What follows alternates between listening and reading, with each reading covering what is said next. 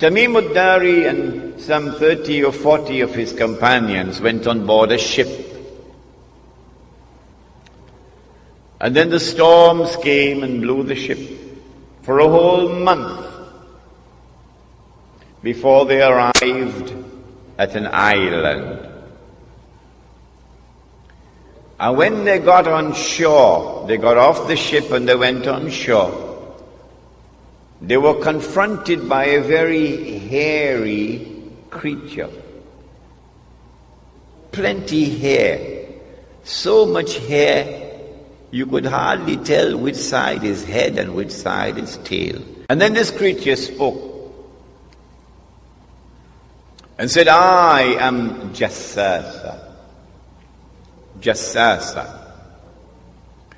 Spy. Surah Al-Hujurat, وَلَا تَجَسَّسُوا. Do not spy. So this is an island with a lot of people who excel in spying. And then Jassasa pointed to a monastery. There's someone waiting to see you there. So they rushed to the monastery. And there they found this young man, powerfully built, with curly hair, but there's no description about his eyes. His hands were chained to his neck, his feet were chained. And this man began to question Tameem Ad-Dari and his companions. A number of very interesting questions. And then he said, I am Dajjal. I am the Antichrist. And when I am released, so up to this moment he's not as yet released. And when I am released, thank you, I will enter every town and every city, including Tunapuna.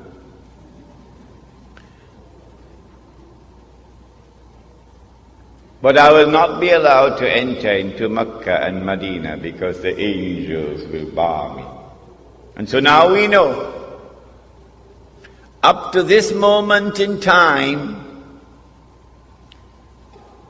the Antichrist is not as yet released.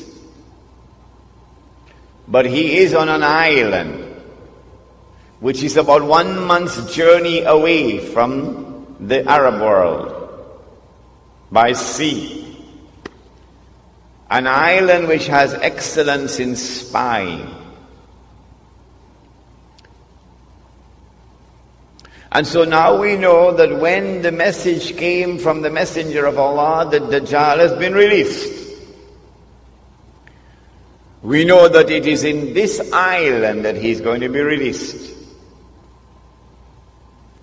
And it is from this island that he will launch his mission to impersonate the Messiah and to eventually rule the world from Jerusalem. Question: which island is it? Before we attempt to answer the question, let us turn to another hadith, another statement of the Prophet ﷺ, which is of crucial importance. It is also in Sahih Muslim. He said that when the Antichrist is released, he will live on earth for 40 days. 40 days. Yawmun kasana. 1 day like a year. Yawmun kashahr. 1 day like a month. Yawmun kajum'a. 1 day like a week. وَسَائِرُ أَيَّامِهِ كَأَيَّامِكُمْ. and all his days, implying all the rest of his days, would be like your days. When his day, now listen carefully, when his day is like our day, he would be in our dimension of time. And when he is in our dimension of time, then we can see him. At that time, of course, he would be, said the Prophet ﷺ, a Jew, a young man, powerfully built, with curly hair. Where would he be at that time?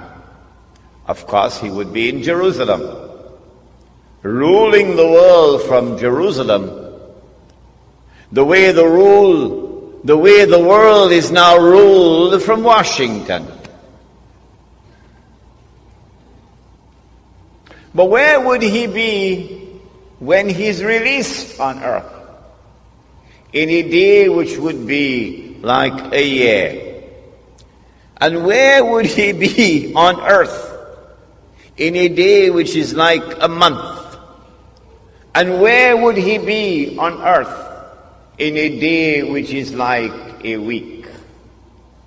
Do we have answers for that? Praise be to Allah, who allowed this servant Imran to study international relations, international politics, international economics.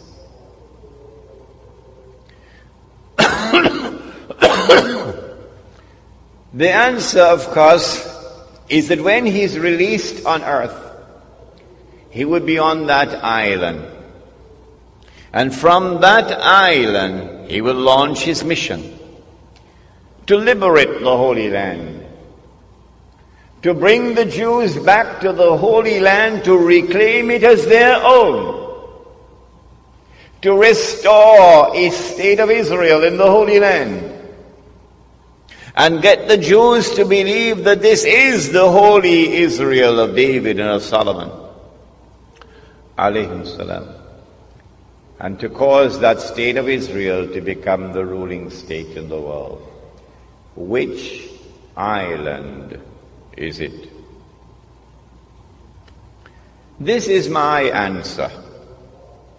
You do not have to agree with me. You are free to differ with me.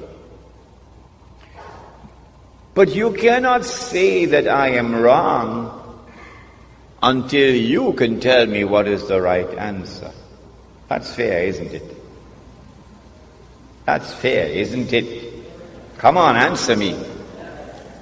You cannot say that I am wrong until you can tell me what is right.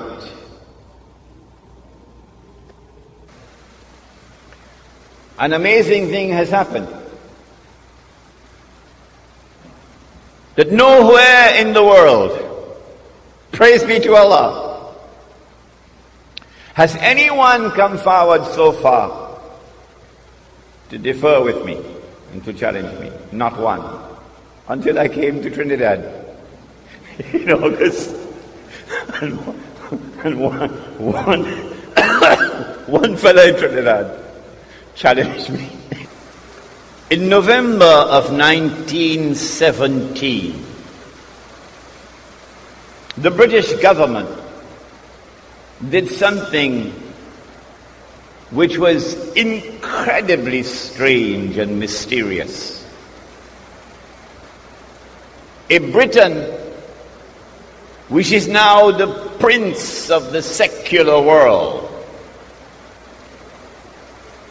The secular world takes religion out of politics.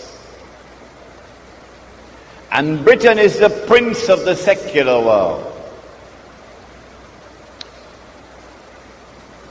Britain issues a declaration known as the Balfour Declaration in November 1917 that it is the intention of His Majesty's government to work for the establishment of a Jewish national home in the Holy Land. Did you hear that? The only thing stranger than that ever occurred in history was the day that the cow jumped over the moon.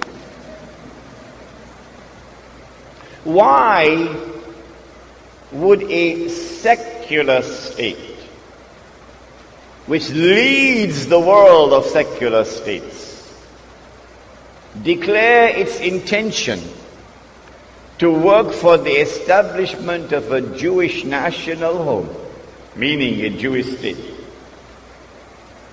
in the Holy Land?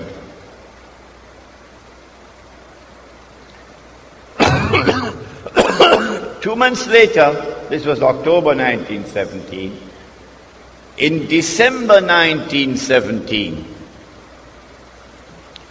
it is a British army led by General Allenby, which defeats the Ottoman Islamic army and liberates the Holy Land.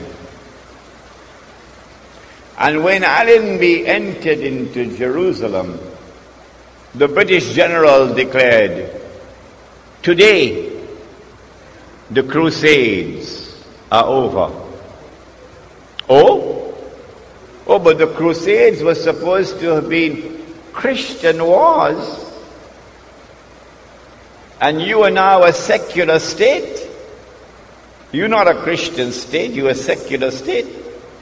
How come a secular Britain is continuing a crusade started by the Pope 1,000 years before? That's strange. That is incredibly strange. Between 1918 and 1948, it is the island of Britain which ruled over the Holy Land on a mandate conferred by the League of Nations. And during that period of time, with tremendous deception, while pretending to keep the Jews out, Britain opened the doors for the Jews of Europe to enter into the Holy Land and to reclaim it as their own. In between came the interlude of Adolf Hitler, which speeded up the movement of the Jews from Europe to the Holy Land. In 1948, Britain did something strangest of all. Britain is a state with a tremendous commitment to the rule of law. And so every time Britain decolonized, there was always an insistence of a legal transfer of power.